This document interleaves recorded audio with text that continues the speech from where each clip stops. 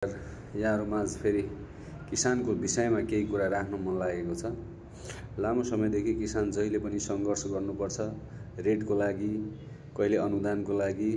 अस्ति पनि नेपाल सरकारले आउँदै गरेको 70 रुपैयाँमा कटौती गरेर 35 रुपैयाँ मात्रै दिए र त्यसपछि पनि दिन्छु भनेर सरकारले भनेका कुरामा पनि नदिन चाहेका र पछि रेट पनि 620 कायम गर्यो र 70 रुपैयाँ अनुदान दिने भनेर फेरि घोषणा पनि गरे। तर कहीँ न कहीँ किसानसँग गरेको जुन घात कन्टिन्यू गरिरहेकै छ। किसानले दिएको उखु बराबरको चिनी मिलले विभिन्न किसिमका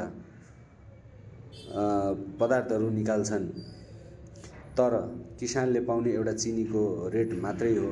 हाम्रो भनाइ ठीक छ, किसानले पाउने एउटा चिनीको रेट मात्रै हो भने पनि सही रेट त दिनु पर्यो नि, सही अनुदान रकम त पाउनु पर्यो नि। दिएबाट पनि कटौती गर्नु भनेको त यो राम्रो कुरा होइन।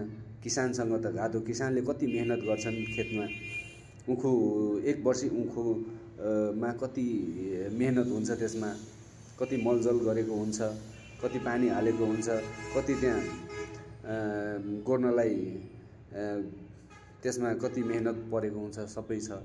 तर पनि किसान बारम्बार ठगिएको अवस्था छ।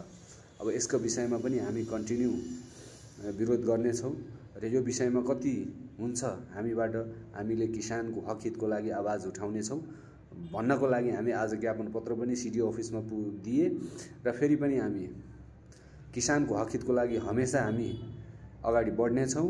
किन म आफै पनि एउटा किसान भएको नाताले सबै किसान चाहन्छ कि हाम्रो मूल्य बढोस्। उखु वर्षौं खेती गर्दा पनि हामीले धेरै मेहनत र पैसा लगाएर दिएका उखुबाट पनि अनुदान काट्ने जुन प्रवृत्ति छ नेपाल सरकारको, त्यो राम्रो होइन। कमसेकम उखुको रेट त सही पाउनु पर्छ नि। तर केही छैन।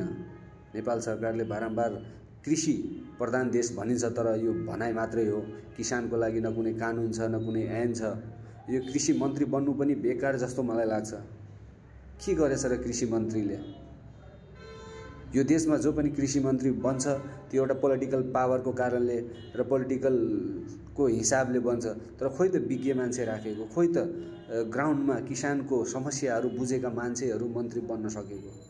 यो देश यो सुरुदेखि अहिलेसम्म लथालिङ्ग जसले पाए त्यसले बनाएर अगाडि बढ्दैछन्। अब म एउटा आग्रह गर्न चाहन्छु यहाँहरुमाझ, युवाहरू स्पेशल, हामी किसानका छोरा हौं, हामी किसानको विषयमा आवाज हामी उठाउनुपर्छ।